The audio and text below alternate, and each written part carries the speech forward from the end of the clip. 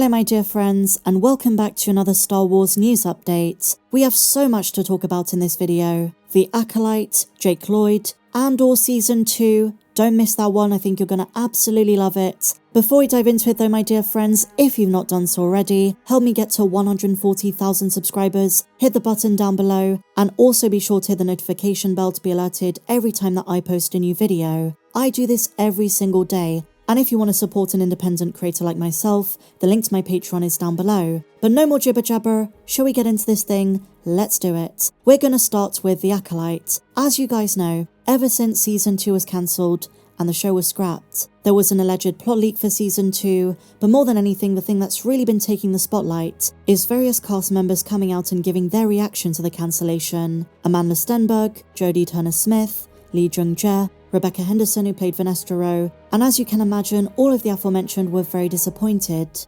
But now we have another actress from the show who's come forward and given her response, and it's the most professional, composed, and well thought out answer out of all of them. Carrie-Anne Moss, a respected actress, Space Trinity herself, one of my favourite characters in the show was Master Indara, and she's now spoken to comicbook.com and shared with us how she reacted when she first heard the news. It might not be what you expect. She said that because she didn't have much screen time in the show, appearing very briefly and dying quite early on, she never became too overly attached, and she said goodbye to the character when she was done filming for the first season. So, while it was sad, she wasn't too surprised. And then she goes on to say this is the relevant bit. I mean, I've been asked that question a lot today, and it's funny because, you know, when you're an actor, you're in shows all the time that are cancelled. In the beginning, yes, it's a bit of a bummer, but then you just learn to not really be invested. You can't be in this industry. It's a protection mechanism. Professional, composed response. Now it's understandable why she didn't have the emotional attachment of someone like Lee Jung-jae or Amandla Stenberg.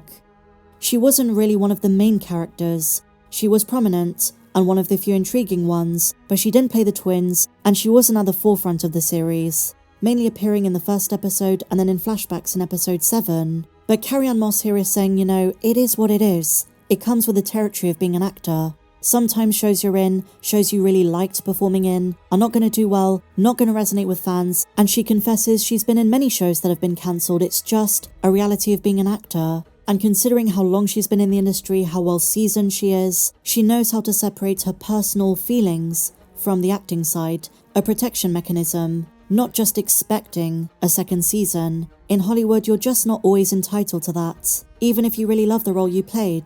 It's been a heck of a few months, hasn't it, guys? It's just nice to hear someone have such a reasonable response, not point the finger at the fans, not say it's our fault because some of us didn't like it. She's taken it so well, just matter of fact. And as you guys know, I wasn't the biggest fan of the show, but of all the characters I was most invested in, Master Indara has to be my favourite. She perfectly embodied Jedi stoicism. She also had the perfect charisma, and for me the choreography stood out. She was in the trailers, right from the word go, so it was kind of expected. And because she's so famous for featuring as Trinity in The Matrix, it's hard to divorce her from that specific aesthetic, even though she's playing a different character. And because it had similar kind of physical gravitas and prowess to it, it's the reason we call her Space Trinity. But in my opinion, she was pretty badass. And here's the thing, my dear friends, even if Season 2 had gone ahead, we wouldn't have seen much of her because her character is dead.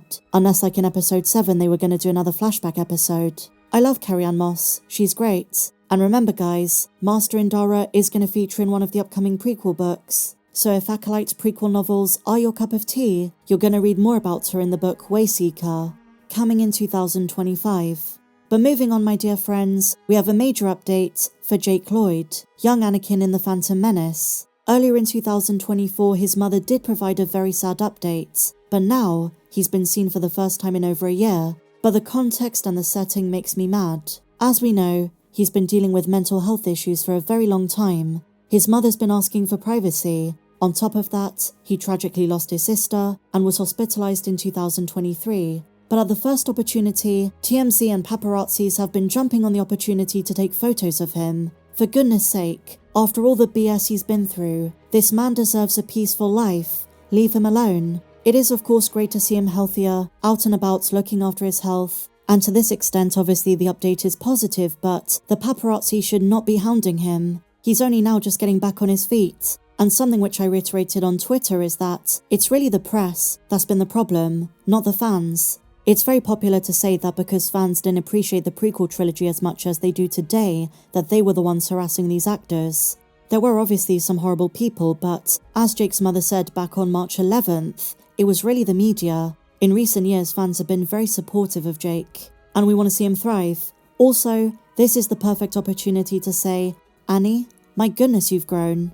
Here's the quote. Lisa, which is Jake's mother, is also eager to dispel what she says is a common misconception that an avalanche of negative reaction to The Phantom Menace drove Jake to quit acting and contributed to his mental illness. It would have happened anyway, she insists, pointing to a history of schizophrenia on his biological father's side of the family. I believe it was genetic, and his psychiatrist also agrees that Jake was going to become schizophrenic.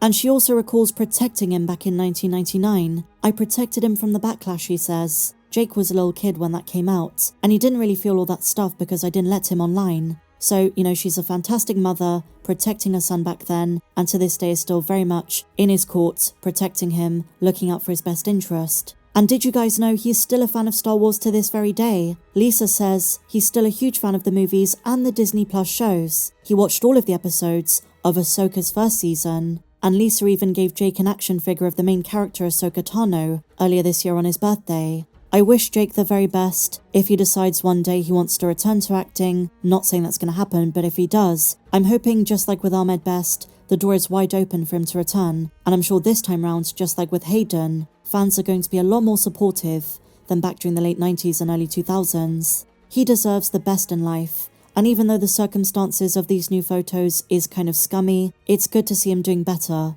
And finally, my dear friends, some massive news for Star Wars Celebration 2025 in Japan. Mads Mikkelsen, Galen Erso from Rogue One: A Star Wars Story, and the brother of Grand Admiral Thrawn Lars Mikkelsen, is confirmed to be a guest. Is he going to return in Andor Season 2? Well, this is a major sign. I'm going to say he is. There was a report a few months ago saying it's more or less confirmed that he is going to feature in the second season of the Tony Gilroy show. Disney's D23 gave us confirmation of director Krennic. We know K2SO is back, and there are bigger connections with the Death Star, Project Stardust, and Rogue One: A Star Wars Story, which this is a direct prequel to. So Galen Erso seems like to me a logical pick. By the time of Star Wars Celebration, we should have at least had a final trailer for Season 2, or maybe if rumors are to be believed, the show would have been out by then. This is the one show time and again fans say they're most looking forward to. Are you guys feeling it? Let me know. If you enjoyed these updates, give me a big fat thumbs up, subscribe if you're new, check me out on socials, at StarWarsMeg1 on Twitter, and the link to my Patreon is down below. But until the next one, my dear friends, may the Force be with you, always.